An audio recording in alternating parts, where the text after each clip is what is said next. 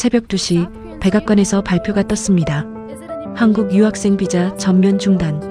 2,300명의 학생들이 하루아침에 MIT, 하버드 입학 기회를 잃었어요. 3년 준비한 꿈이 한순간에 무너졌죠.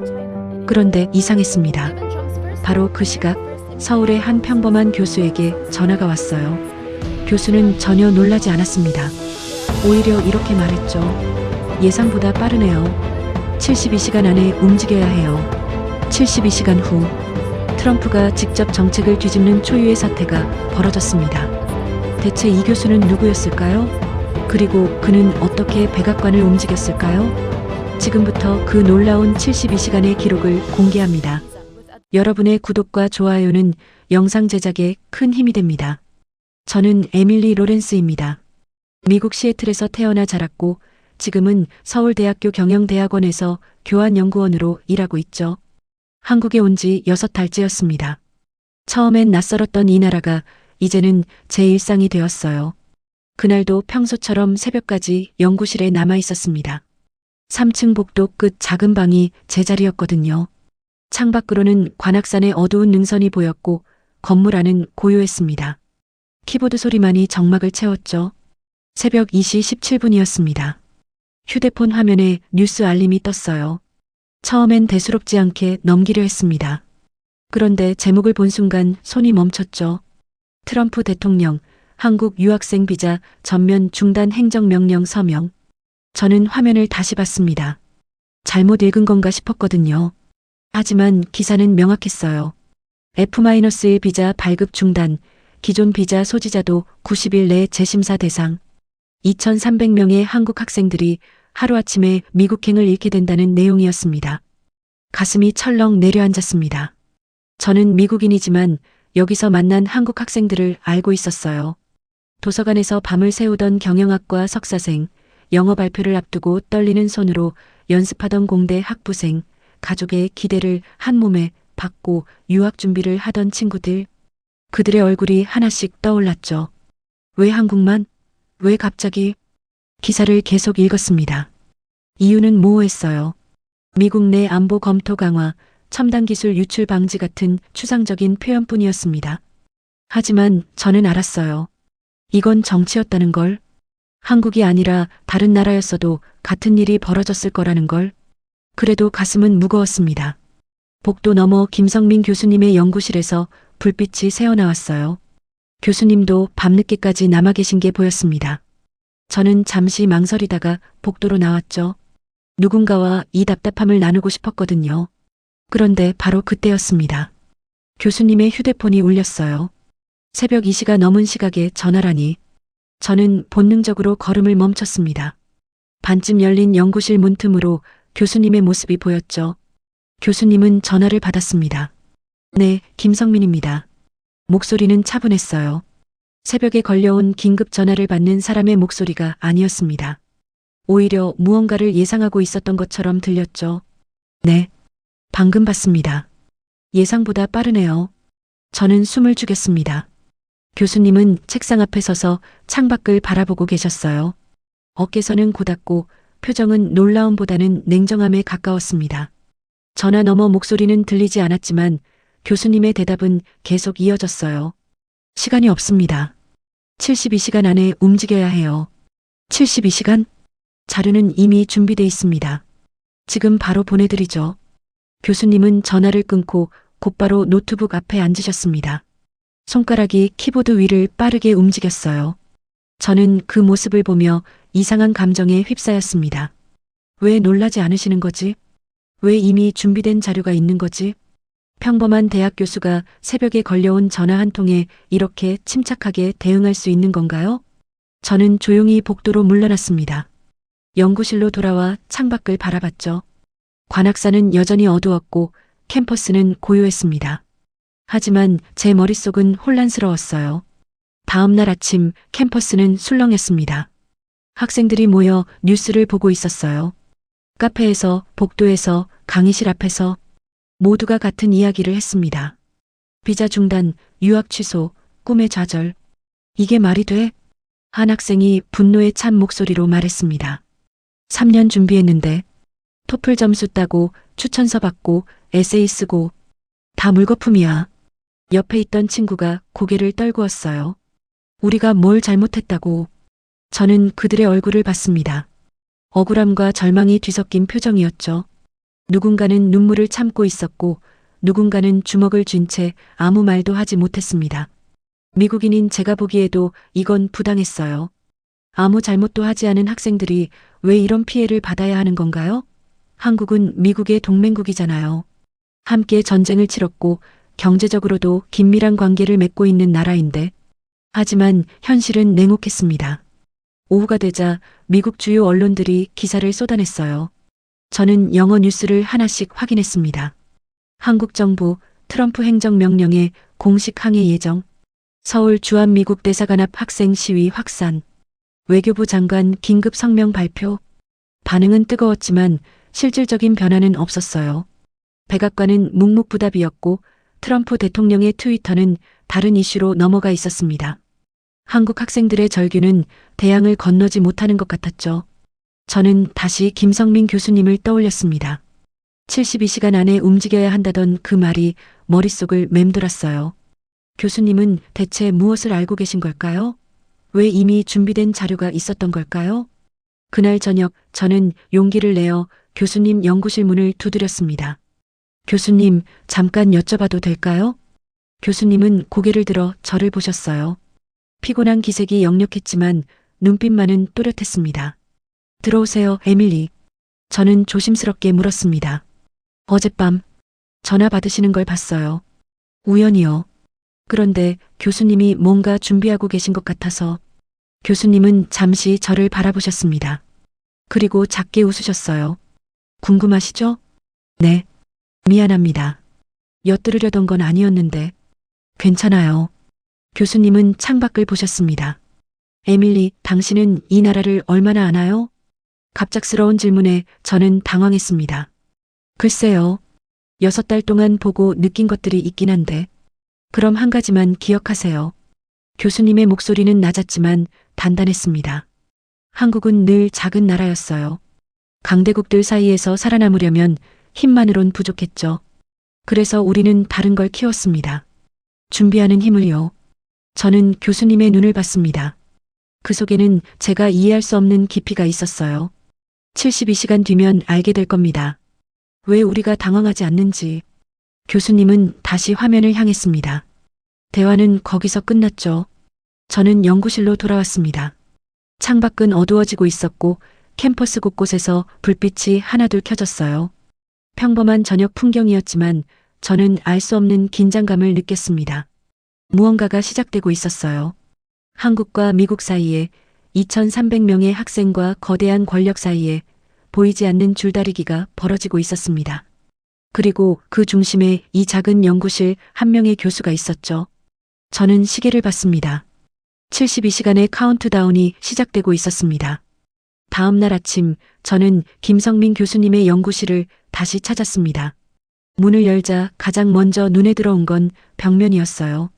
MIT, 하버드, 스탠포드, 예일, 세계 최고 대학들의 로고가 액자 속에 빼곡히 걸려 있었습니다.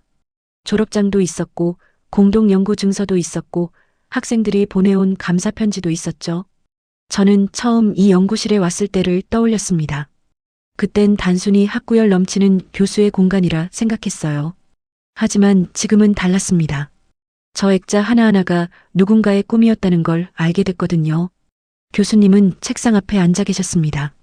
창밖을 바라보고 계셨는데 표정은 읽을 수 없었어요. 교수님, 제가 조용히 불렀습니다. 교수님은 고개를 돌렸어요. 눈가에 피로가 서려 있었지만 여전히 시선은 또렷했습니다. 에밀리, 일찍 왔네요. 어제 말씀하신 게 계속 신경 쓰여서요. 교수님은 작게 웃으셨습니다. 그리고 벽면의 액자들을 가리키셨어요. 저 학생들 다 제가 추천서 써준 아이들입니다. 저는 액자들을 다시 봤습니다. 20개가 넘었어요. 지난 10년간 제 손을 거쳐간 학생만 47명이에요. MIT가 12명, 하버드가 8명, 스탠포드가 15명. 나머지는 다른 대학들이고요. 대단하시네요. 대단한 건 아이들이죠. 교수님의 목소리는 담담했습니다. 한국 학생들은 정말 치열하거든요. 토플 만점은 기본이고 GRE도 상위 1%. 거기다 연구 경력, 논문, 프로젝트까지. 미국 학생들보다 두세 배는 더 준비합니다. 저는 고개를 끄덕였어요. 여기서 학생들을 보며 느낀 바가 있었거든요. 그런데 지금 교수님은 말을 잇지 못했습니다. 창밖을 다시 바라보셨죠. 바로 그때였습니다. 연구실 문이 열렸어요. 한 학생이 들어왔습니다. 여학생이었는데 얼굴이 창백했어요. 눈은 빨갛게 부어 있었고 손에 든 휴대폰이 떨리고 있었습니다. 교수님, 목소리가 잠겨 있었습니다. 김 교수님은 자리에서 일어나셨어요. 지수야, 무슨 일이니? MIT에서 입학 취소 통보가 왔어요. 학생의 목소리는 점점 작아졌습니다. 3년 준비했는데, 교수님이 써주신 추천서로 간신히 붙었는데, 갑자기 비자 문제 때문에 입학을 취소한대요. 눈물이 뺨을 타고 흘러내렸습니다. 저는 숨을 죽였습니다. 가슴이 아팠어요. 교수님은 다가가 학생의 어깨에 손을 얹으셨습니다. 지수야, 일단 앉아. 천천히 이야기하자. 하지만 학생은 주저앉았어요. 바닥에 털썩 앉아 울기 시작했습니다. 부모님이 집까지 팔았어요. 제 학비 때문에. 이제 어떻게 하죠? 어떻게? 교수님은 아무 말도 하지 못했습니다. 그저 학생의 등을 토닥일 뿐이었죠. 저는 그 장면을 보며 가슴이 무너지는 걸 느꼈습니다. 그리고 그건 시작에 불과했어요. 오전 내내 학생들이 찾아왔습니다. 하나같이 같은 소식을 들고 왔죠. 하버드, 스탠포드, 컬럼비아, 버클리 모두 입학 취소 또는 보류 통보였습니다. 한 남학생은 아예 말을 잇지 못했어요. 그냥 교수님 앞에 서서 휴대폰 화면만 보여드렸습니다. 화면엔 영문 이메일이 떠 있었죠. 두투 리선트 비저 팔러시 체인저츠. 교수님은 화면을 보시다가 눈을 감으셨습니다. 또 다른 학생은 분노로 목소리가 떨렸어요. 이게 말이 됩니까? 우리가 뭘 잘못했다고요? 공부하려는 게 죄예요? 교수님은 대답하지 못했습니다. 제가 보기에도 이건 잔인했어요. 학생들은 아무 잘못이 없었습니다. 그저 자신의 미래를 위해 최선을 다했을 뿐인데 정치적 결정 하나에 모든 게 무너지고 있었죠. 점심시간이 되자 캠퍼스 전체가 술렁였습니다. 학생 식당에서, 도서관 앞에서, 강의실 복도에서 모두가 같은 이야기를 하고 있었어요. 너도 취소 통보 받았어? 응. 어젯밤에. 나도. 부모님한테 어떻게 말하지? 저는 식당 한 구석에 앉아 그 광경을 지켜봤습니다. 학생들의 얼굴엔 절망과 분노가 뒤섞여 있었어요. 그런데 이상한 건 미국 쪽 반응이었습니다. 저는 고향 친구들과 SNS로 연락을 주고받았어요. 시애틀의 친구, 보스턴의 동료, LA의 선배. 그들에게 상황을 설명했죠. 돌아온 반응은 차가웠습니다. 에밀리, 그건 어쩔 수 없는 거 아니야? 트럼프가 결정한 건데. 한국 학생들이 너무 많이 오는 것도 문제긴 하지. 안보 문제라면 어쩔 수 없잖아. 저는 화면을 보며 손이 굳었습니다. 안보 문제? 한국은 미국의 동맹국인데요. 함께 전쟁을 치렀고 지금도 주한미군이 주둔하고 있는 나라인데요. 하지만 미국인들은 무관심했습니다. 아니, 오히려 정당화하고 있었어요. 저는 더 많은 기사를 찾아봤습니다. 미국 주요 언론의 반응을 확인하고 싶었거든요. 뉴욕타임스는 짧은 기사 하나로 끝냈습니다. 3단 아래 작은 박스 기사였죠. 워싱턴 포스트는 아예 다루지 않았어요. CNN은 30초짜리 뉴스로 처리했습니다. 앵커의 목소리는 담담했어요. 트럼프 행정부의 새로운 비자 정책이 한국 유학생들에게 영향을 미치고 있습니다. 그게 전부였습니다. 반면 한국 언론은 달랐어요. 저는 한국어 뉴스를 번역기로 돌려가며 읽었습니다. 모든 매체가 일면 톱으로 다루고 있었어요. 2,300명 유학 꿈 한순간에. 백악관, 한국만 겨냥한 비자 중단. 외교부 긴급 항의. 실효성은 의문. 댓글란은 분노로 가득했습니다. 우리가 뭘 잘못했다고. 동맹국 맞나? 이게 나라냐? 저는 두 나라의 온도차를 느꼈습니다. 한국은 끓어오르고 있었고 미국은 차갑게 식어 있었어요. 오후가 되자 더 이상한 일이 벌어졌습니다. 미국 내 한인 커뮤니티에서 분열이 일어나기 시작한 거예요. 저는 한인 학생의 단톡방을 우연히 보게 됐습니다. 한 학생이 화면을 보여줬거든요. 이건 한국 정부가 잘못한 거 아니야? 미국 눈치를 안 봐서 이런 거지. 맞아. 너무 튀면 안 되는데. 우리가 조용히 지냈어야 했어. 저는 믿을 수 없었습니다. 피해를 당한 당사자들이 서로를 탓하고 있었어요. 반대편에선 다른 목소리가 터져 나왔습니다. 무슨 소리야? 우리가 뭘 잘못했다고? 미국이 불공정한 거지. 우리 탓이 아니야. 이건 명백한 차별이야. 싸움은 격해졌습니다. 단톡방은 순식간에 아수라장이 됐죠. 저는 학생에게 물었어요. 왜 서로 싸우는 거예요? 학생은 쓴웃음을 지었습니다. 미국에서 살아남으려면 눈치를 봐야 하거든요. 튀면 안 되고 조용히 있어야 하고 그게 우리 1세대가 배운 방식이에요. 하지만 이건 불공정하죠. 알아요. 근데 어떡해요. 약자니까요. 학생의 목소리엔 체념이 묻어 있었습니다. 저는 그날 처음으로 깨달았습니다. 한국 사회의 모순을요. 이 나라 학생들은 세계 최고 수준으로 공부합니다. OECD 국가 중 학업시간 1위, 사교육비 지출 1위, 대학 진학률 70% 이상. 부모들은 모든 걸 겁니다. 집을 팔고 노후를 포기하고 자식의 미래에 전 재산을 쏟아붓죠. 그런데 그 모든 노력이 한순간에 무너질 수 있다는 거예요. 정치적 결정 하나에, 외교적 마찰 하나에 예고 없이 무너지는 거죠. 저는 김성민 교수님을 다시 찾아갔습니다. 교수님은 여전히 연구실에 계셨어요. 학생들을 다 보내고 홀로 남아 계셨습니다. 교수님은 창밖을 보고 계셨습니다. 에밀리 보셨죠? 오늘 하루를. 네. 너무 끔찍했어요. 이게 한국의 현실입니다. 교수님의 목소리는 낮았습니다. 우리는 늘 더 열심히 해야 해요. 남들보다 2배, 3배 더. 그래야 겨우 인정받거든요. 하지만 그게 우리를 지켜주진 않습니다. 저는 아무 말도 할 수 없었습니다. 작은 나라라는 건 이런 겁니다. 아무리 노력해도 아무리 잘해도 큰 나라의 결정 하나에 휘둘려요. 교수님은 벽의 액자들을 보셨습니다. 저 아이들 다 피땀 흘려 준비했어요. 밤새 공부하고 주말도 반납하고 친구들 만날 시간도 포기하고 그렇게 꿈을 향해 달렸죠. 그런데 지금 그 꿈이 무너지고 있습니다. 교수님의 주먹이 꽉 쥐어졌습니다. 저는 그 모습을 보며 가슴이 먹먹해졌어요. 해가 지고 있었습니다. 연구실 창밖으로 관악산이 붉게 물들고 있었죠. 아름다운 풍경이었지만 저는 그 아름다움을 느낄 수 없었습니다. 캠퍼스는 여전히 술렁이고 있었어요. 학생들의 한숨, 부모들의 전화 통화, 교수들의 무거운 침묵. 모든 게 뒤섞여 있었습니다. 저는 그날 밤 연구실로 돌아와 창밖을 바라봤어요. 불빛 하나하나가 누군가의 꿈이었습니다. 책상 하나하나가 누군가의 노력이었죠. 하지만 그 모든 게 지금 흔들리고 있었어요. 그리고 저는 문득 궁금해졌습니다. 김성민 교수님이 말씀하신 72시간. 그 시간이 정말 뭔가를 바꿀 수 있을까요? 작은 나라의 조용한 준비가 거대한 권력의 결정을 뒤집을 수 있을까요? 저는 알 수 없었습니다. 하지만 한 가지는 확실했어요. 이 나라 사람들은 포기하지 않는다는 것. 아무리 불리한 상황에서도 아무리 부당한 대우를 받아도 그들은 자신의 방식으로 맞섰습니다.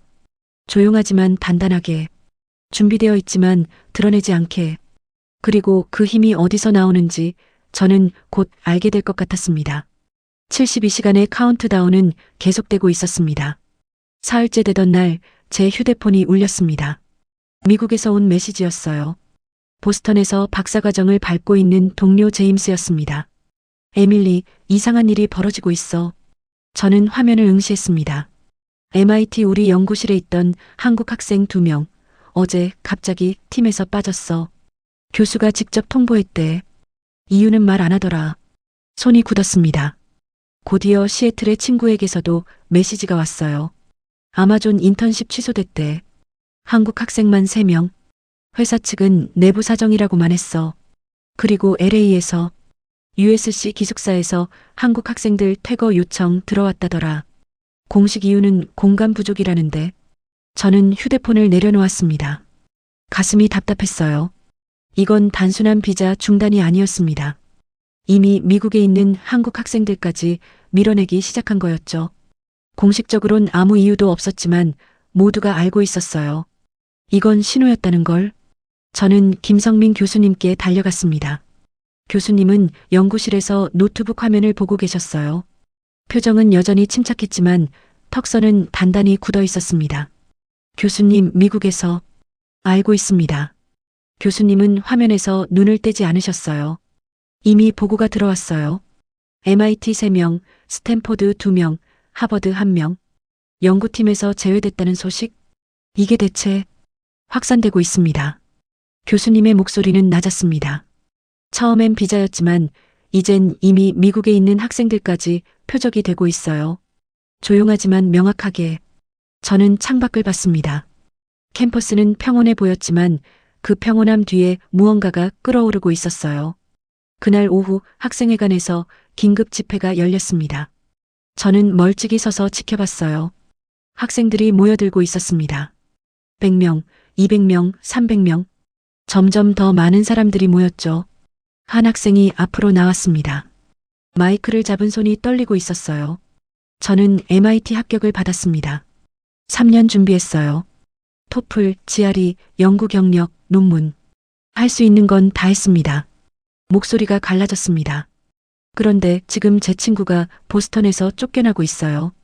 비자도 멀쩡하고 성적도 좋고 아무 문제 없는데 그냥 한국인이라는 이유로요. 학생들 사이에서 탄식이 터져 나왔습니다. 또 다른 학생이 일어섰어요.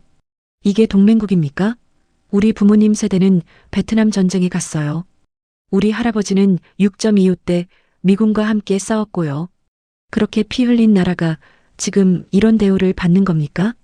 분노가 광장을 채웠습니다. 우리가 뭘 잘못했어요? 공부하는 게 죄예요? 미국은 자유의 나라 아니었어요? 저는 그 목소리들을 들으며 가슴이 무거워졌습니다. 미국인인 제가 부끄러웠어요. 집회가 끝나고 저는 다시 연구실로 돌아왔습니다. 복도는 어두웠고 김 교수님의 연구실에만 불이 켜져 있었어요. 문 앞에서 저는 멈췄습니다. 교수님이 전화 통화를 하고 계셨거든요. 목소리가 들렸습니다. 네, 상원 의원님. 김성민입니다. 저는 숨을 죽였습니다. 상원 의원? FTA 협상 때 함께했던. 네, 맞습니다. 그때 통상실무위원회에서 교수님의 목소리는 유창한 영어로 바뀌었어요. 억양도 톤도 완벽했습니다. 지금 상황은 단순한 비자 문제가 아닙니다. 이건 동맹관계 전체를 흔드는 신호예요. 저는 믿을 수 없었습니다. 평범한 대학 교수가 미국 상원의원과 직접 통화를 하고 있었어요. 그것도 과거 FTA 협상에 참여했다는 이력을 들먹이며 교수님은 계속 말씀하셨습니다. 한국 학생들은 미국 대학의 핵심 인재입니다. 논문 발표 상위 10%에 한국인이 15% 포함돼 있어요. 연구 성과도 특허 출원도 마찬가지고요. 데이터를 읽는 목소리였습니다. 준비된 목소리였죠. 이번 조치는 미국의 손실입니다.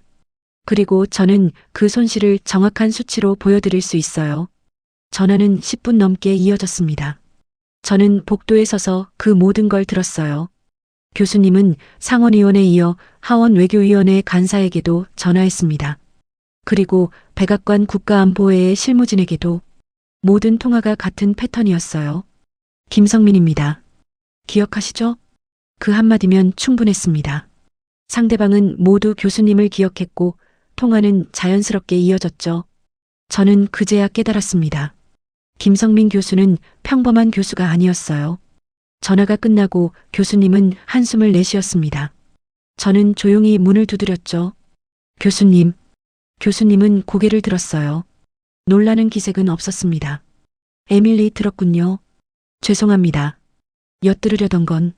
괜찮아요. 어차피 알게 될 거였으니까. 교수님은 저를 보셨습니다. 궁금하죠? 평범한 교수가 왜 저런 사람들과 연결돼 있는지. 저는 고개를 끄덕였습니다. 교수님은 창밖을 보셨어요. 20년 전 저는 통상교섭본부에 있었습니다. 한미 FTA 협상 실무팀이었죠.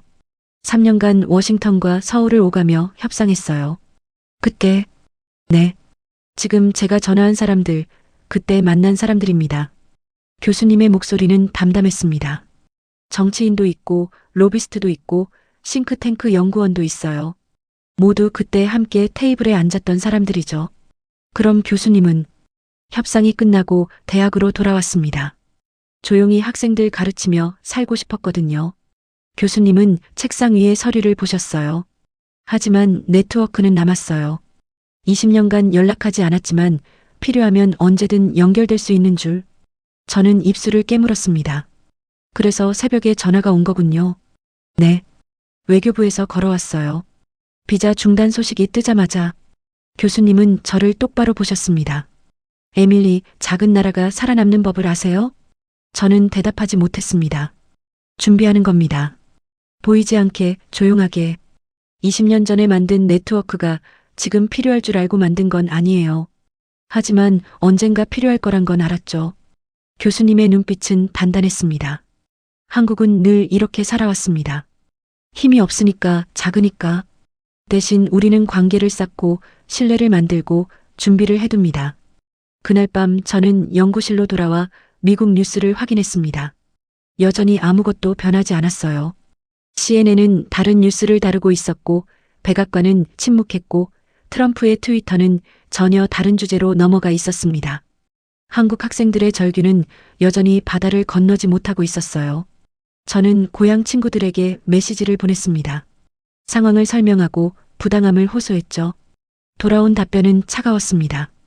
에밀리, 너 너무 감정적으로 접근하는 거 아니야? 한국 편만 드는 것 같은데. 미국 정부가 결정한 건데 우리가 뭘 할 수 있겠어. 저는 화면을 내려놓았습니다. 미국인으로서 부끄러웠어요. 동시에 한국 학생들에게 미안했습니다. 제 나라가 이런 부당한 일을 저지르고 있다는 게.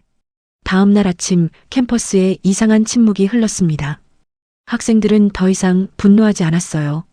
대신 조용히 도서관으로, 연구실로, 강의실로 향했습니다. 표정엔 체념이 묻어 있었죠. 저는 그 모습이 더 무서웠습니다. 분노는 희망의 다른 이름이거든요. 분노한다는 건 아직 바뀔 수 있다고 믿는다는 뜻이죠. 하지만 체념은 달랐어요. 체념은 끝을 의미했습니다. 오후에 저는 다시 김 교수님을 찾아갔습니다. 교수님은 책상 앞에 앉아 계셨어요. 화면엔 복잡한 도표와 수치들이 가득했습니다. 교수님, 학생들이 알고 있습니다. 교수님은 화면에서 눈을 떼지 않으셨어요. 포기하기 시작했죠. 어떻게 해야 할까요? 교수님은 잠시 침묵하셨습니다. 그리고 천천히 고개를 돌려 저를 보셨어요. 에밀리, 72시간이라고 했죠? 네. 이제 48시간 남았습니다. 교수님은 자리에서 일어나셨습니다. 창밖을 보셨어요. 관악산은 푸르렀고 하늘은 맑았습니다. 이젠 제가 나설 차례입니다. 목소리엔 무게가 실려 있었습니다. 평범한 교수가 가질 수 없는 무게였죠. 교수님은 휴대폰을 들었어요. 그리고 번호 하나를 눌렀습니다. 여보세요. 외교부 차관님 계십니까? 김성민입니다. 준비됐습니다. 저는 그 순간을 봤습니다. 조용했지만 단단한, 준비되어 있었지만 드러내지 않았던 20년을 기다렸던 힘이 움직이기 시작하는 순간을요. 한국은 작은 나라였습니다. 하지만 작다고 해서 약한 건 아니었어요. 그들은 다른 방식으로 강했습니다. 보이지 않게, 조용하게, 하지만 결코 포기하지 않고. 창밖으로 해가 기울고 있었습니다. 48시간의 카운트다운이 계속되고 있었어요. 그리고 저는 알 수 있었습니다. 뭔가가 시작되고 있다는 걸. 48시간이 지났습니다. 아무것도 변하지 않았어요. 아니, 더 나빠졌습니다. 그날 아침 CNN 속보가 떴습니다. 저는 연구실에서 화면을 보고 있었어요. 백악관, 한국 정부의 항의에 강경 대응 시사. 부제가 더 충격적이었습니다. 주한미군 재배치 검토, 동맹관계 재평가 가능성. 저는 손이 얼어붙었습니다. 주한미군 철수. 그건 단순한 위협이 아니었어요.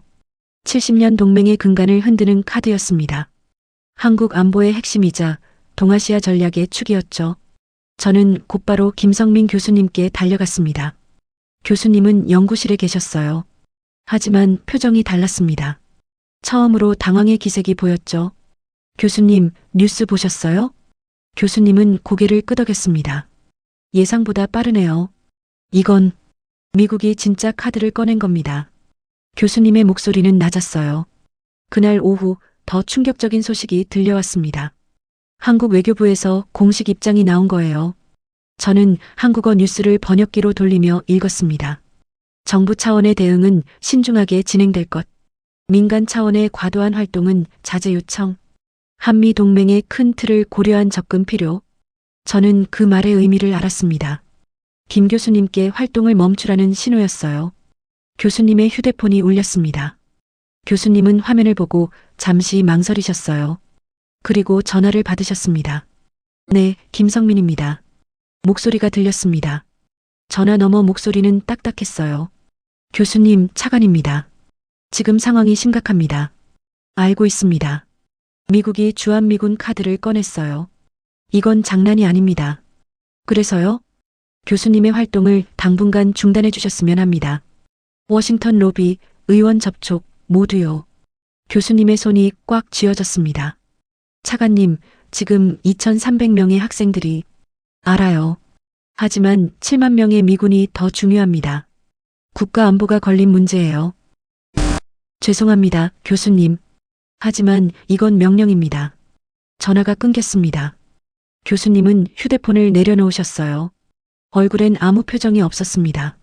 저는 아무 말도 할 수 없었습니다. 다음 날 더 큰 충격이 왔습니다. 한국의 주요 대기업들이 움직이기 시작한 거예요. 삼성, LG, 현대 모두 미국과 긴밀한 비즈니스 관계를 맺고 있는 기업들이었죠. 그들은 조용히 입장을 밝혔습니다. 학생 비자 문제는 유감스럽지만 기업 차원의 개입은 적절하지 않다고 판단. 한미 경제 협력의 큰 그림을 고려해야 한다. 정부의 외교적 노력을 지지한다. 저는 그 뉴스들을 보며 가슴이 무너졌습니다. 모두가 물러나고 있었어요. 정부도 기업도 언론도 주한미군이라는 카드 앞에서 모두가 침묵하기 시작했습니다. 김 교수님은 홀로 남겨졌어요. 그날 저녁 저는 교수님 연구실 앞을 지나갔습니다. 불은 켜져 있었지만 안은 고요했어요. 문틈으로 교수님의 뒷모습이 보였습니다. 창밖을 바라보고 계셨어요. 어깨는 축 처져 있었고 등은 굽어 있었습니다. 20년 전 FTA 협상 테이블에 앉았던 그 사람, 워싱턴 인맥을 움직이던 그 사람, 72시간이면 뭔가를 바꿀 수 있다던 그 사람. 지금은 그저 작은 연구실에 고립된 교수로 보였습니다. 저는 문을 두드리지 못했습니다. 뭐라고 위로해야 할지 몰랐거든요. 캠퍼스는 더욱 조용해졌습니다. 학생들은 더 이상 집회를 열지 않았어요. SNS도 조용해졌고 학생회관 게시판도 비워졌습니다. 포기였습니다. 완전한 포기였어요. 저는 도서관에서 한 학생을 만났습니다.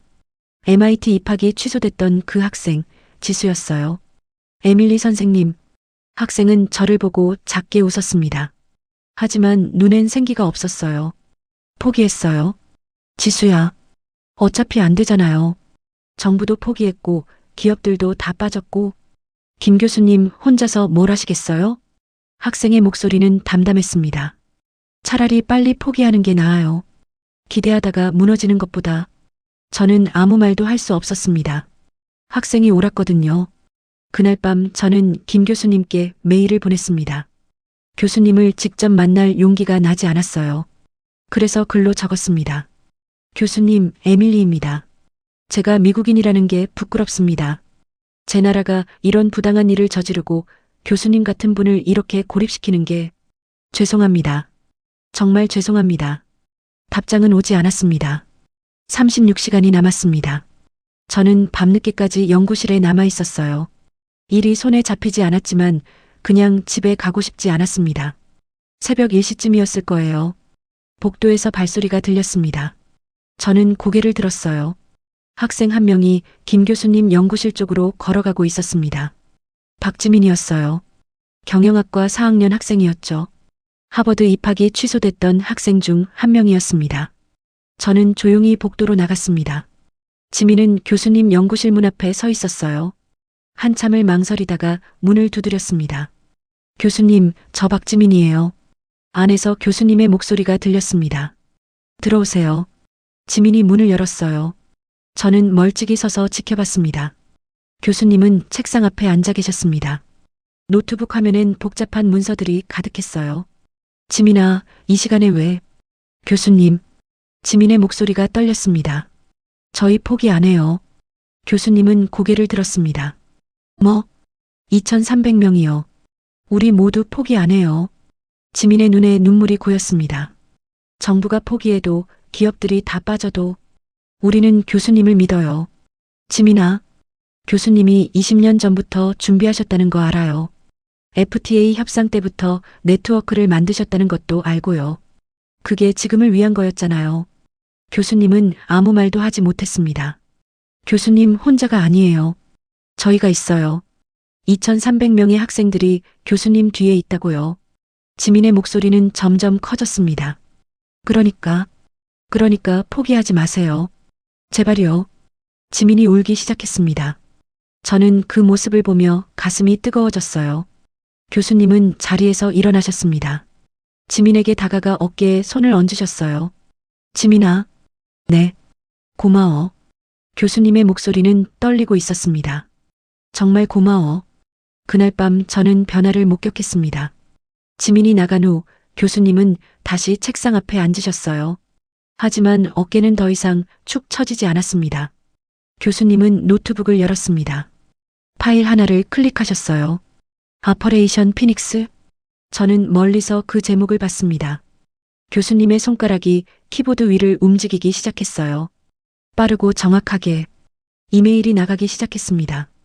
워싱턴으로, 보스턴으로, 실리콘밸리로 교수님이 20년간 쌓아온 네트워크가 다시 깨어나고 있었습니다.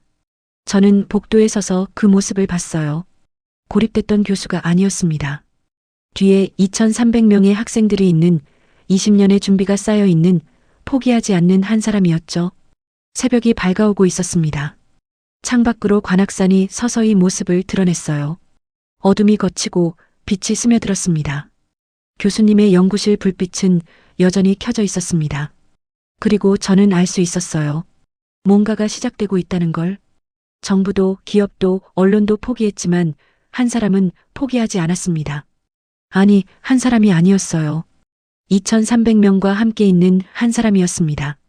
24시간이 남았습니다.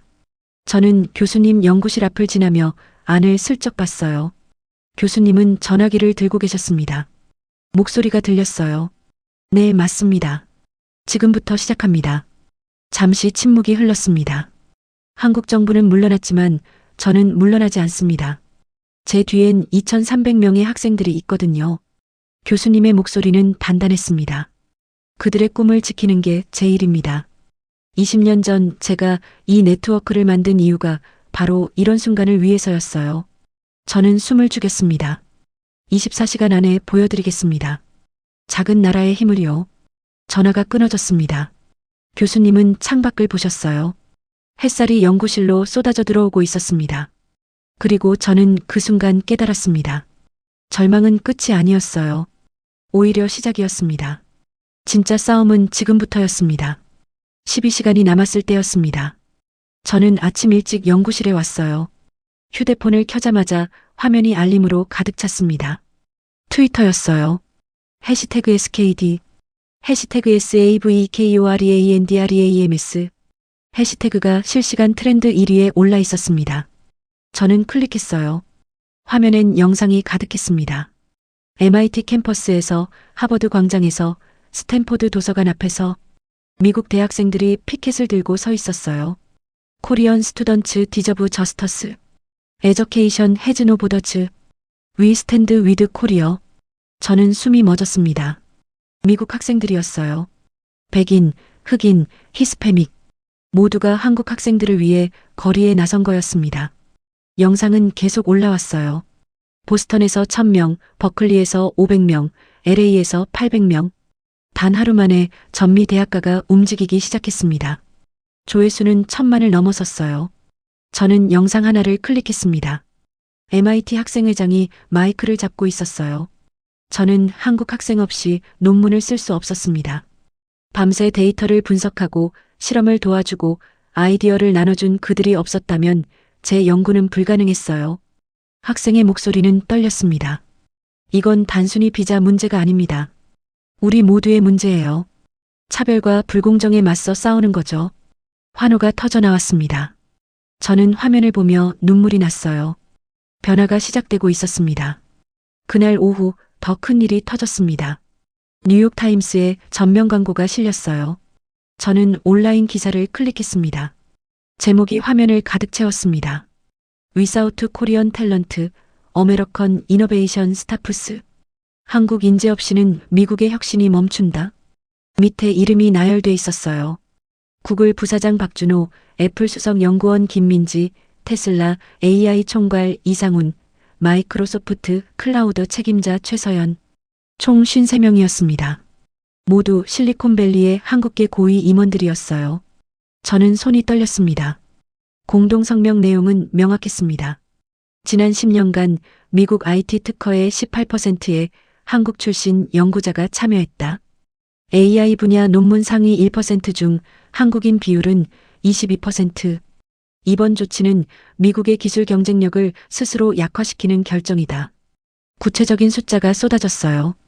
반도체 설계 인력 중 한국 출신 27%, 바이오테크 스타트업 공동 창업자 중 한국인 15%, 우주항공 연구팀 핵심 인력 중 한국계 19%. 저는 그 숫자들을 보며 충격을 받았습니다. 이 정도일 줄 몰랐거든요. 성명서 마지막 문장이 강렬했어요. 우리는 한국계 미국인으로서 묻습니다. 미국은 정말 이런 인재들을 포기할 준비가 되어 있습니까? 저는 김성민 교수님을 찾아갔습니다. 교수님은 연구실에서 노트북을 보고 계셨어요. 화면엔 뉴욕타임스 기사가 떠 있었습니다. 교수님, 이게 제가 보낸 자료입니다. 교수님은 담담하게 말씀하셨어요. 3일 전 53명에게 이메일을 보냈죠. 20년간 제가 모아온 데이터였습니다. 데이터요? 한국 인재가 미국 기술 산업에 얼마나 기여하는지에 대한 분석이요. 교수님은 파일 하나를 열어 보여주셨습니다. 제목은 코리언 탤런트 임팩트 어널러서스 2005-2025였어요. 저는 화면을 봤습니다. 엄청난 양의 데이터가 정리돼 있었어요. 특허 출원 기록, 논문 발표 통계, 기업성과 분석, 경제 기여도 계산. 20년간 모으신 거예요? 네. FTA 협상 때부터요. 교수님은 창밖을 보셨습니다. 언젠가 필요할 거라고 생각했거든요. 저는 그제야 깨달았습니다. 김성민 교수가 왜 20년을 준비했는지, 왜 조용히 네트워크를 유지했는지, 왜 이 순간을 위해 기다렸는지. 그날 저녁 CNN이 움직였습니다. 메인 뉴스에서 한국 학생 비자 중단 사건을 다루기 시작한 거예요. 저는 연구실에서 생중계를 봤습니다. 앵커의 목소리가 진지했어요. 실리콘밸리 주요 기업 임원 53명의 공동 성명이 워싱턴을 흔들고 있습니다. 화면에 성명서가 떴습니다. 한국 인재의 미국 기술 산업 기여도가 예상을 훨씬 뛰어넘는 것으로 나타났습니다. 그래프가 나왔어요. 상승 곡선이 가파랐습니다. 전문가들은 이번 비자 중단이 미국 경제에 심각한 타격을 줄 수 있다고 경고하고 있습니다. 저는 화면을 보며 가슴이 두근거렸습니다. 분위기가 바뀌고 있었어요. 다음 날 아침 백악관이 흔들렸습니다. 워싱턴 포스트 일면에 기사가 실렸어요. 백악관 내부 한국 비자 정책 재검토 압박. 부제가 더 놀라웠습니다. 실리콘밸리 거물들, 트럼프의 직접 전화, 정책 철회 요구. 저는 기사를 읽었습니다. 애플 CEO, 구글 창업자, 테슬라 일론 머스크 모두 백악관에 전화를 걸었다고 했어요. 메시지는 하나였습니다. 한국 인재 없이는 경쟁력을 잃는다. 기사는 계속 이어졌습니다. 상원 의원 12명이 정책 재검토 서한 제출. 하원 외교위원회도 긴급 청문회 예고. 저는 손이 떨렸어요. 72시간. 김 교수님이 말씀하신 72시간이 거의 다 됐습니다. 그리고 세상이 바뀌고 있었어요. 저는 교수님 연구실로 달려갔습니다. 교수님은 전화 통화 중이셨어요. 네, 상원 의원님. 감사합니다. 20년 전 약속 잊지 않으셨군요. 교수님은 웃고 계셨습니다. 전화를 끊고 저를 보셨어요. 에밀리 봤죠? 네. 믿을 수 없어요. 믿어야 합니다. 이게 현실이니까요. 교수님은 자리에서 일어나셨습니다. 작은 나라가 큰 나라와 맞서는 방법은 힘이 아닙니다. 데이터고 진실이고 준비해요. 저는 고개를 끄덕였습니다. 교수님, 그런데 궁금한 게 있어요. 뭔가요? 교수님은 대체 누구세요? 단순한 대학 교수가 아니시잖아요. 교수님은 잠시 망설이셨습니다. 그리고 작게 웃으셨어요. 20년 전 저는 청와대 경제수석이었습니다. 저는 숨이 멎었습니다. 한미 FTA 협상의 실질적 설계자였죠. 3년간 워싱턴과 서울을 오가며 협상 전략을 짰어요. 그럼 협상이 끝나고 저는 물러났습니다. 조용히 대학으로 돌아와 학생들을 가르치며 살고 싶었거든요. 교수님의 눈빛은 깊었습니다. 하지만 네트워크는 남겼어요. 언젠가 다시 필요할 거라는 걸 알았으니까요. 저는 그제야 모든 게 이해됐습니다. 왜 상원의원들이 교수님의 전화를 받았는지, 왜 실리콘밸리 임원들이 움직였는지, 왜 20년간 데이터를 모았는지, 모든 게 이 순간을 위한 준비였던 거죠. 그날 저녁 트럼프의 트위터가 올라왔습니다. 한국 학생 비자 정책, 재검토 지시, 동맹국과의 관계 중요. 단 한 줄이었습니다. 하지만 그 한 줄이 모든 걸 바꿨어요. 캠퍼스가 들썩였습니다. 학생들이 환호했고, 교수들이 안도했고, 부모들이 울었습니다. 저는 창밖을 봤어요. 해가 지고 있었습니다. 관악산이 붉게 물들었죠. 72시간이 끝나가고 있었습니다. 그리고 세상은 바뀌어 있었어요. 작은 나라의 조용한 준비가, 한 사람의 20년 인내가 2300명의 꿈이 거대한 권력을 움직인 겁니다. 저는 그날 배웠습니다. 힘은 크기가 아니라는 걸, 준비와 진심이 세상을 바꿀 수 있다는 걸, 그리고 한국이라는 나라가 어떻게 살아남아 왔는지를요. 72시간이 지났습니다. 하지만 진짜 변화는 그 다음부터였어요. 다음 날 아침 월스트리트에서 보고서 하나가 공개됐습니다. 골드만삭스의 긴급 분석 보고서였어요. 저는 연구실에서 PDF 파일을 열었습니다. 제목이 눈에 들어왔죠. 더 카스트 오브 루징 코리어 A20-이어 셋백. 한국을 잃는 비용 20년의 후퇴. 저는 숨을 삼켰습니다. 보고서는 냉정했어요. 숫자로만 말했습니다. 반도체 산업 타격 예상액 2,400억 달러, AI 연구 경쟁력 저하 15%, 바이오테크 특허 출원 감소 22%, 한국과의 기술 협력이 중단될 경우 미국 기술 산업은 최소 20년 이상 후퇴할 것으로 전망된다. 보고서의 마지막 문장은 더 강렬했어요. 한국은 단순한 동맹국이 아니다. 미국 혁신 생태계의 핵심 축이다. 저는 화면을 보며 손이 떨렸습니다. 월스트리트가 움직인 거예요. 정치가 아니라 경제가, 감정이 아니라 숫자가 말하기 시작한 겁니다. 그날 오후 파이낸셜 타임스가 후속 기사를 냈습니다. 월스트리트 사운즈 얼람 앙코리어 팔러시. 월가 한국 정책의 경보. JP모건, 모건스탠리, 시티그룹. 주요 투자은행들이 일제히 경고했어요. 한국 인재 유입 중단은 미국 경제에 치명적. 저는 그 기사들을 하나씩 읽으며 변화를 느꼈습니다.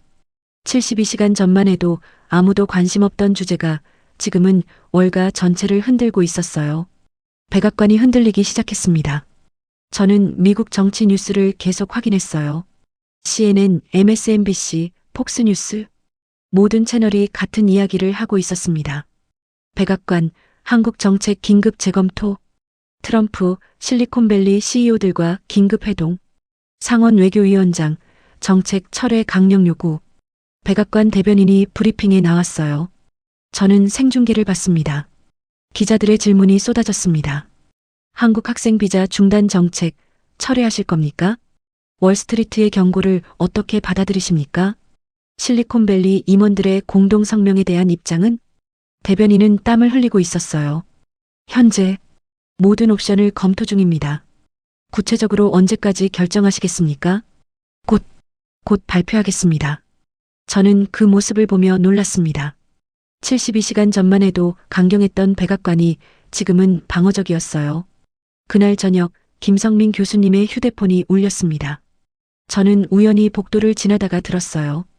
교수님이 화면을 보고 계셨습니다. 1-202 워싱턴 DC 지역 번호였어요. 교수님은 전화를 받지 않으셨습니다. 벨소리가 멎었다가 다시 울렸습니다. 같은 번호였죠. 교수님은 여전히 받지 않으셨어요. 세 번째, 네 번째, 다섯 번째. 전화는 계속 왔지만 교수님은 끝까지 받지 않으셨습니다. 저는 교수님께 조심스럽게 물었어요. 교수님, 받으시지 않으세요? 바쁘거든요. 교수님의 목소리는 담담했습니다. 20년 전에도 배웠습니다. 급한 쪽이 지는 거예요. 저는 그 말의 의미를 알았습니다. 지금 급한 건 미국이었어요. 다음 날 뉴욕타임스에 폭탄 기사가 떴습니다.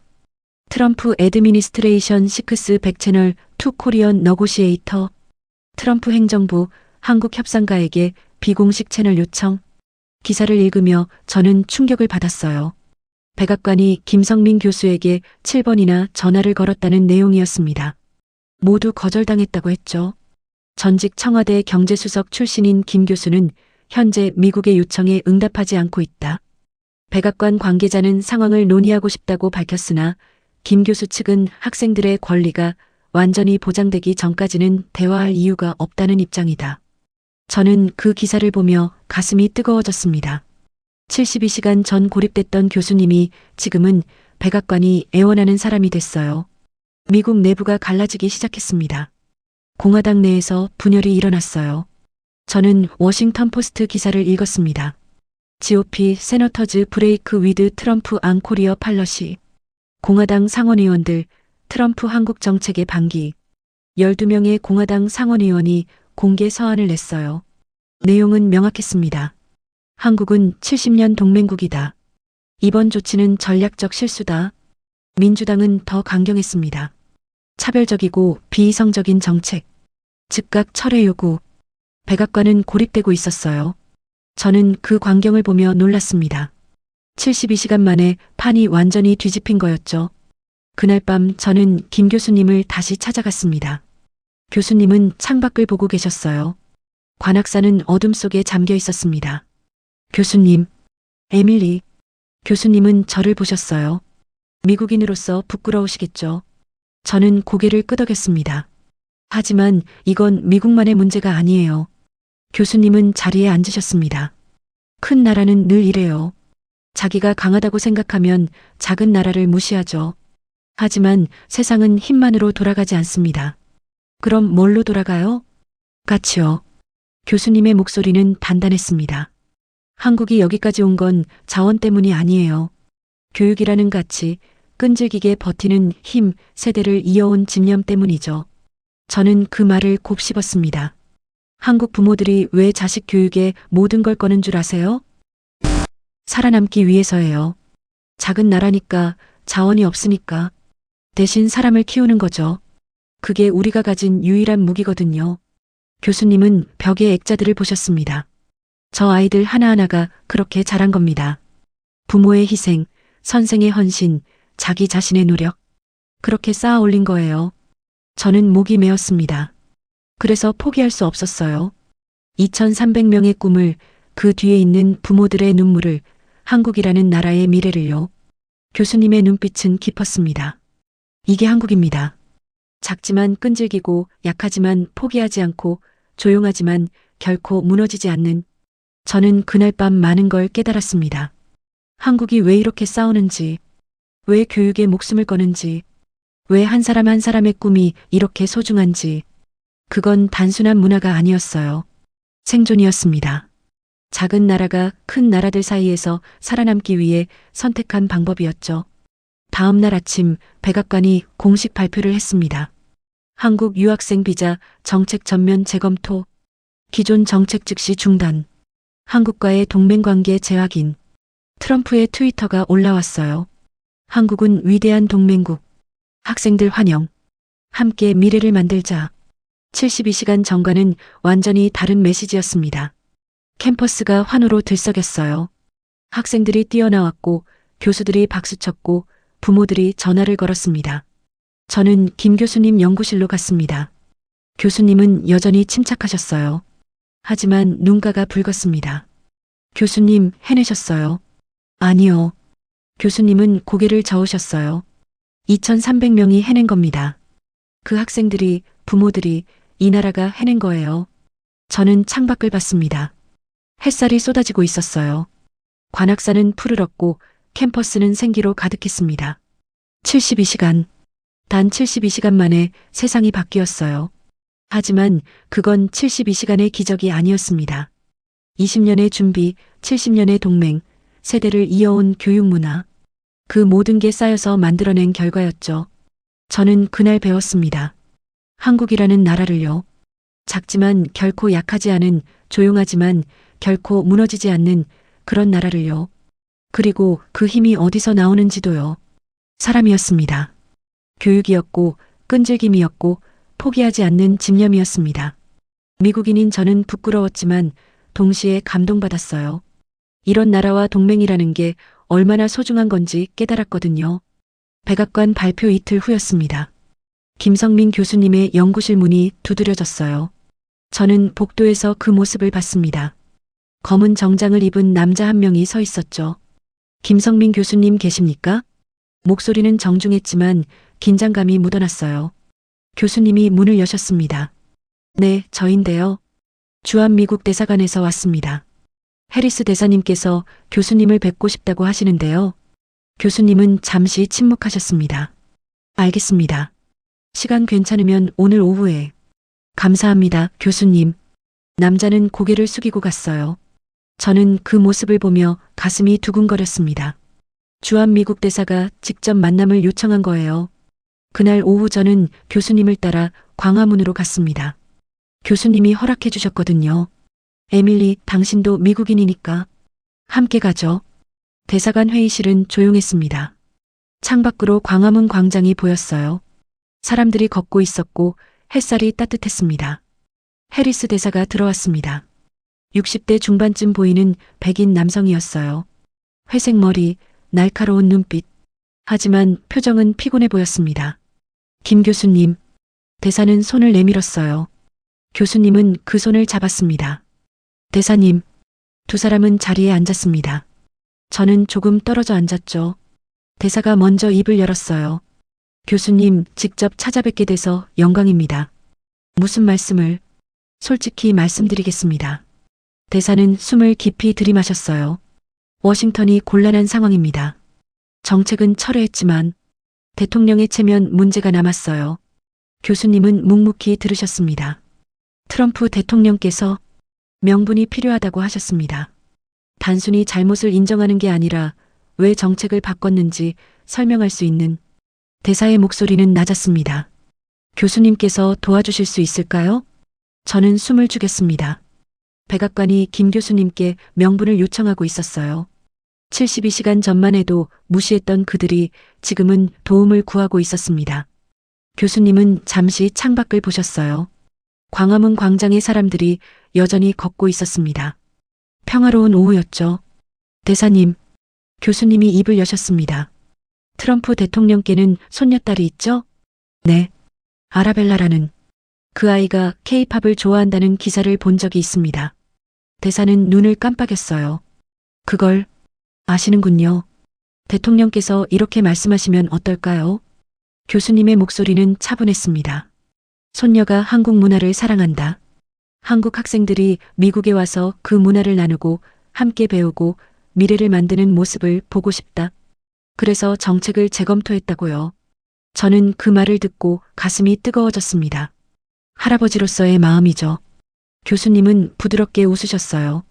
정치가 아니라 가족, 국익이 아니라 손녀의 미소. 그런 이야기면 미국인들도 이해할 겁니다. 대사는 입을 벌렸다가 다물었습니다. 교수님, 대통령의 체면도 살리고 학생들의 꿈도 지키고 모두가 이기는 방법이에요. 교수님의 눈빛은 따뜻했습니다. 대사는 잠시 말이 없었어요. 그리고 천천히 고개를 숙였습니다. 감사합니다, 교수님. 정말 감사합니다. 저는 그 모습을 보며 눈물이 났습니다. 이건 국제 정치가 아니었어요. 인간 대 인간의 이야기였습니다. 한 나라의 대통령과 한 대학의 교수. 권력의 크기는 달랐지만 결국 둘 다 사람이었죠. 손녀를 사랑하는 할아버지와 학생들을 지키려는 선생님. 그 마음이 만나는 지점에서 해법이 나온 거였어요. 대사관을 나오며 저는 교수님께 물었습니다. 교수님, 왜 그런 제안을 하신 거예요? 교수님은 하늘을 보셨어요. 에밀리, 이기는 것만이 승리가 아닙니다. 상대의 체면을 세워주고 함께 앞으로 나아가는 것. 그게 진짜 승리예요. 교수님은 걸음을 멈추셨습니다. 한국은 늘 그렇게 살아왔어요. 작은 나라니까. 큰 나라를 이기는 게 아니라 함께 가는 방법을 찾는 거죠. 저는 그 말을 가슴 깊이 새겼습니다. 사흘 후 백악관에서 기자회견이 열렸습니다. 저는 연구실에서 생중계를 봤어요. 트럼프가 단상에 섰습니다. 옆에는 어린 손녀 아라벨라가 서 있었어요. 여러분, 트럼프의 목소리가 울렸습니다. 제 손녀 아라벨라는 케이팝을 정말 좋아합니다. BTS, 블랙핑크, 매일 한국 노래를 듣죠.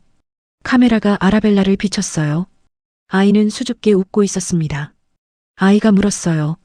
할아버지, 한국 언니 오빠들이 미국에 못 온대요? 왜요? 트럼프는 손녀의 머리를 쓰다듬었어요. 그 질문에 저는 생각했습니다. 미국은 꿈을 환영하는 나라다.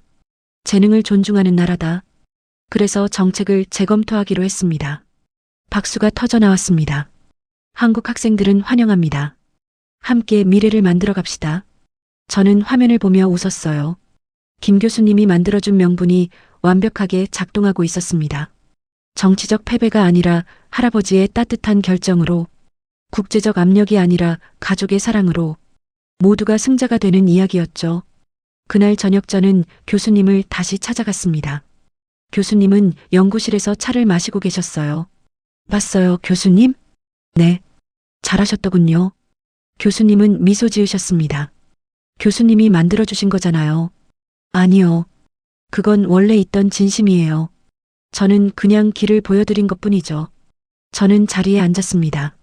교수님, 이 모든 게 정말 놀라워요. 뭐가요? 72시간 만에 세상을 바꾸신 거요.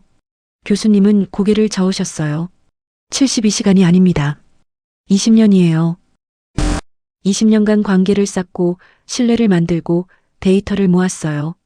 그게 없었다면 72시간은 의미가 없었을 겁니다. 교수님은 찻잔을 내려놓으셨습니다. 그리고 저 혼자 한 게 아니에요. 2,300명의 학생들, 53명의 실리콘밸리 임원들, 미국의 양심 있는 사람들, 모두가 함께 만든 결과죠. 저는 창밖을 봤습니다. 캠퍼스는 평화로웠어요. 학생들이 오가고 불빛이 하나둘 켜지고 있었습니다. 에밀리, 교수님이 저를 불렀습니다. 네, 교수님. 당신은 이 모든 걸 목격했어요. 미국인으로서. 네. 어떤 생각이 드나요? 저는 잠시 생각했습니다. 그리고 천천히 입을 열었어요. 부끄럽기도 하고 감동받기도 했어요. 왜요? 제 나라가 부당한 일을 저질렀으니까 부끄럽죠.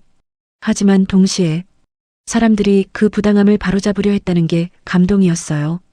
교수님은 고개를 끄덕이셨습니다. 그게 희망입니다. 나라는 실수해도 사람들은 바로잡을 수 있다는 것. 교수님은 그걸 믿으셨죠? 네. 20년간 믿었어요. 교수님의 눈빛은 깊었습니다. 사람은 결국 사람이에요. 권력도 국경도 이념도 결국 사람이 만든 거죠.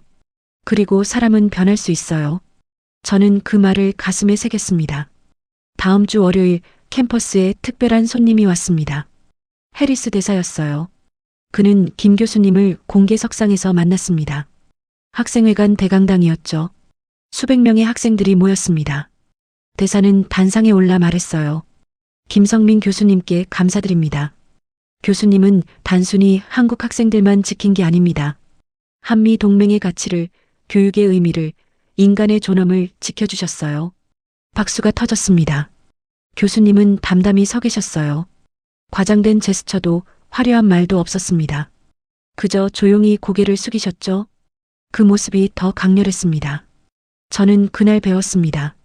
진짜 리더십은 소리 지르는 게 아니라는 걸, 화려하게 이기는 게 아니라 조용히 이끄는 거라는 걸, 그리고 가장 강한 힘은 권력이 아니라 신뢰라는 걸.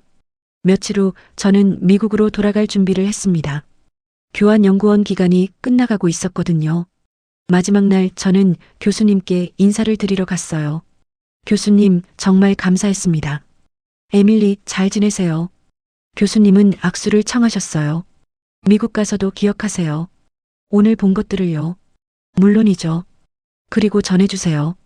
한국은 작은 나라지만 결코 약한 나라가 아니라고. 우리는 다른 방식으로 강하다고요. 저는 고개를 끄덕였습니다. 공항으로 가는 버스 안에서 저는 창밖을 봤어요. 서울의 거리가 지나갔습니다. 북적이는 사람들, 높은 빌딩들, 끊임없이 움직이는 도시. 6달 전 처음 왔을 때는 낯선 곳이었어요. 하지만 지금은 달랐습니다. 이 나라를 이해하게 됐거든요. 작지만 끈질기고 조용하지만 강하고 배려하지만 결코 무너지지 않는 그런 나라였습니다. 비행기가 이륙했을 때 저는 창밖을 내다봤어요. 서울이 점점 작아지고 있었습니다. 하지만 제 가슴 속에서는 더 커지고 있었어요. 72시간의 기적. 아니, 20년의 인내. 아니, 70년의 동맹. 아니, 세대를 이어온 교육의 힘. 그 모든 게 만들어낸 이야기였습니다. 저는 미국에 돌아가 이 이야기를 전할 거예요. 한국이라는 나라가, 김성민 교수라는 사람이, 2,300명의 학생들이 어떻게 세상을 바꿨는지, 그리고 그 중심에는 힘이 아니라 진심이 있었다는 걸, 권력이 아니라 인간이 있었다는 걸, 승리가 아니라 존중이 있었다는 걸. 창밖으로 구름이 지나갔습니다. 태평양 위를 날고 있었어요. 저는 눈을 감았습니다. 그리고 생각했습니다. 세상은 여전히 강자와 약자로 나뉘어 있지만 때로는 약자가 강자를 가르칠 수 있다는 걸, 작은 나라가 큰 나라에게 인간다움을 보여줄 수 있다는 걸, 그리고 그게 진짜 힘이라는 걸. 저는 미소 지었습니다. 한국. 그 이름이 이제는 낯설지 않았습니다. 오히려 존경스러웠죠. 작지만 위대한 나라, 조용하지만 강한 사람들, 그리고 결코 포기하지 않는 꿈들. 그게 제가 본 한국이었습니다. 한 달 후였습니다. 인천공항은 북적였어요. 저는 출국장 앞에 서서 그 광경을 지켜보고 있었습니다. 2,300명의 학생들이 하나둘 모여들고 있었어요. MIT로 가는 학생, 하버드로 가는 학생, 스탠포드로 가는 학생. 모두 손에 여권과 비자를 들고 있었습니다. 취소됐던 입학 통보는 모두 복원됐어요. 아니, 복원을 넘어섰습니다. 백악관은 새로운 프로그램을 발표했거든요.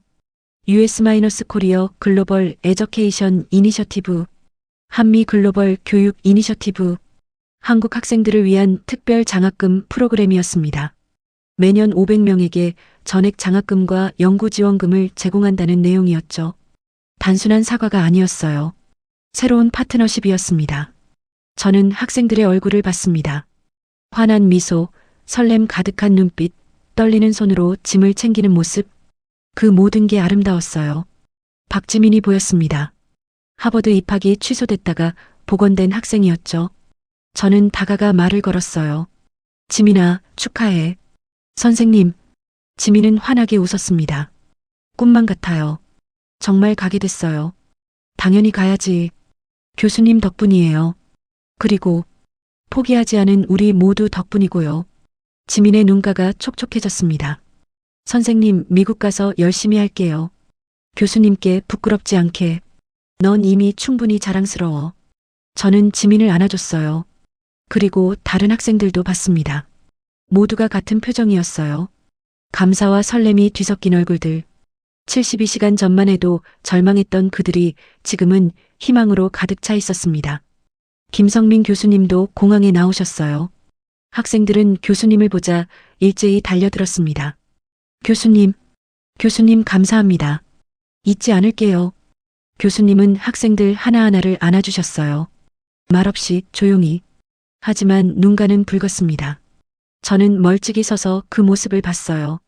선생과 제자들의 이별. 하지만 이별이 아니었습니다. 새로운 시작이었죠. 학생들이 출국장으로 들어갔습니다. 하나씩, 둘씩, 손을 흔들며 뒤돌아보며. 교수님은 그 모습을 끝까지 지켜보셨어요. 마지막 학생이 사라질 때까지. 공항이 조용해졌을 때 저는 교수님께 다가갔습니다.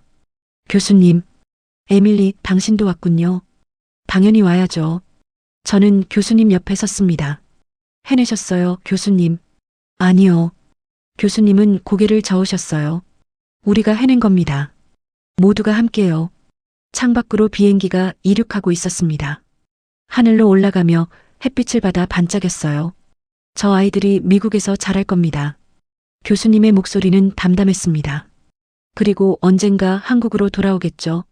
더 큰 꿈을 품고. 그렇겠죠. 그게 한국이에요. 세대를 이어가며 꿈을 키우는 나라. 저는 교수님을 봤습니다. 교수님, 제가 한 가지 깨달은 게 있어요. 뭔가요? 한국은 완벽하지 않다는 거요. 교수님은 작게 웃으셨어요. 맞아요. 완벽하지 않죠. 때로는 갈등하고 서로 의심하고 싸우기도 하고. 그래요. 하지만 저는 말을 이었습니다. 누군가의 꿈을 포기시키지 않는 힘은 확실히 있어요. 그게 이 나라의 진심인 것 같아요. 교수님은 고개를 끄덕이셨습니다. 에밀리, 잘 봤네요. 교육에 대한 신념, 서로를 향한 연대. 그게 이 나라를 지탱하는 힘이죠. 그래서 우리는 작아도 무너지지 않아요. 교수님은 창밖을 보셨습니다. 미국처럼 크지 않고 중국처럼 많지 않고 일본처럼 오래되지 않았죠. 하지만 우리는 우리만의 방식으로 강해요. 진심으로요. 네, 진심으로. 저는 그 말을 가슴에 새겼습니다. 공항을 나오며 저는 뒤돌아봤어요. 하늘에는 여전히 비행기들이 오르고 있었습니다. 한국에서 세계로, 세계에서 한국으로 끊임없이 연결되는 선들. 그게 이 나라의 미래였습니다. 며칠 후 저는 미국에서 교수님께 이메일을 받았어요. 에밀리, 당신이 본 이야기를 미국에 전해주세요. 한국이 어떤 나라인지, 우리가 어떻게 꿈을 지키는지. 그게 진짜 동맹의 의미라는 걸요. 저는 답장을 썼습니다. 교수님, 물론이죠. 제가 본 72시간을, 20년의 준비를, 2300명의 꿈을 모두 전하겠습니다. 그리고 저는 실제로 했어요. MIT에서 강연을 했습니다. 하버드에서 세미나를 열었고 뉴욕타임스에 기고문을 실었습니다. 제목은 이랬어요. What Korea taught me about dreams. 한국이 내게 가르쳐준 꿈에 대하여. 반응은 뜨거웠습니다. 이런 나라가 우리 동맹국이라니 자랑스럽다. 한국 학생들을 다시 보게 됐다. 작은 나라의 큰 힘이 무엇인지 알았다. 저는 그 댓글들을 보며 미소 지었어요. 변화가 시작되고 있었습니다. 1년 후 저는 다시 한국을 찾았습니다. 서울대학교 캠퍼스는 여전히 아름다웠어요. 김성민 교수님의 연구실 문을 두드렸습니다. 교수님, 저예요. 에밀리. 교수님은 반갑게 맞아주셨어요. 벽면을 봤습니다. 액자가 더 늘어 있었어요. 새로운 학생들의 사진, 새로운 대학들의 로고. 여전히 바쁘시네요. 학생들은 계속 꿈을 꾸니까요. 교수님은 웃으셨습니다. 그리고 저는 그 꿈을 지켜주는 게 일이고요. 저는 창밖을 봤습니다. 관악산은 푸르렀고 캠퍼스는 생기로 가득했어요. 학생들이 오가고 웃음소리가 들리고 책을 든 손들이 보였습니다. 평범한 일상이었습니다. 하지만 그 평범함 속에 특별함이 있었어요. 누군가는 오늘도 꿈을 꾸고 있었고 누군가는 그 꿈을 지키고 있었고 한 나라는 조용히 그 모든 걸 떠받치고 있었습니다. 교수님. 네. 제가 미국인인 게 감사해요. 교수님은 고개를 갸우뚱하셨어요. 왜요? 그래야 이 나라를 객관적으로 볼 수 있으니까요. 그리고 이 나라가 얼마나 특별한지 알 수 있으니까요. 교수님은 부드럽게 웃으셨습니다. 에밀리, 당신은 좋은 관찰자예요. 그리고 좋은 이해자고요. 배웠어요. 교수님께, 학생들께, 이 나라에게서요. 저는 일어섰습니다. 제가 본 한국을 계속 전할게요. 미국에서, 세계에서. 고마워요. 교수님은 악수를 청하셨어요. 작은 나라의 이야기를 들어줘서요. 작지 않아요. 저는 단호하게 말했습니다. 진심이 있는 나라는 결코 작지 않아요. 크기가 아니라 깊이로 측정되는 거니까요. 공항으로 가는 길, 저는 서울 거리를 다시 봤습니다. 바쁘게 움직이는 사람들, 높이 솟은 빌딩들, 끊임없이 변화하는 도시. 하지만 그 변화 속에 변하지 않는 게 있었어요. 사람을 키우려는 의지, 꿈을 지키려는 집념, 서로를 향한 연대. 그게 한국이었습니다. 비행기가 이륙할 때 저는 창밖을 내다봤어요. 서울이 작아지고 있었습니다. 하지만 제 가슴 속에서는 더 커지고 있었어요. 72시간의 이야기. 아니, 한 나라의 이야기. 작지만 위대한, 조용하지만 강한, 완벽하지 않지만 진심이 있는 그런 나라의 이야기였습니다. 저는 눈을 감았습니다. 그리고 생각했습니다. 언젠가 사람들이 물어볼 거예요. 한국이 어떤 나라예요? 그럼 저는 이렇게 대답할 겁니다. 꿈을 포기하지 않는 나라예요. 사람을 소중히 여기는 나라고요. 작아도 당당한 진심이 있는 나라예요. 그리고 덧붙일 겁니다. 72시간 만에 세상을 바꿀 수 있는 나라예요. 20년을 준비할 줄 아는 나라고요. 구름이 지나갔습니다. 하늘은 푸르렀고 미래는 열려 있었습니다. 한국의 학생들은 지금도 세계 곳곳에서 꿈을 키우고 있을 거예요. 그리고 그 꿈들이 모여 또 다른 기적을 만들어낼 겁니다. 조용하지만 강하게, 작지만 위대하게, 진심으로. 그게 제가 본 한국이었습니다. 그리고 그게 제가 사랑하게 된 한국이었습니다. 창밖으로 태평양이 펼쳐졌습니다. 끝없이 넓은 바다. 하지만 그 바다를 건너 두 나라는 연결돼 있었어요. 미국과 한국. 큰 나라와 작은 나라. 하지만 이제 저는 알았습니다. 크기로 나라를 재는 시대는 끝났다는 걸. 진심으로 재는 시대가 왔다는 걸. 그리고 그 진심에서 한국은 결코 작지 않다는 걸. 저는 미소 지었습니다. 72시간의 기적은 끝났지만 진짜 이야기는 계속되고 있었습니다. 지금도 여기서도 저 너머에서도 한국의 진심은 계속되고 있었습니다.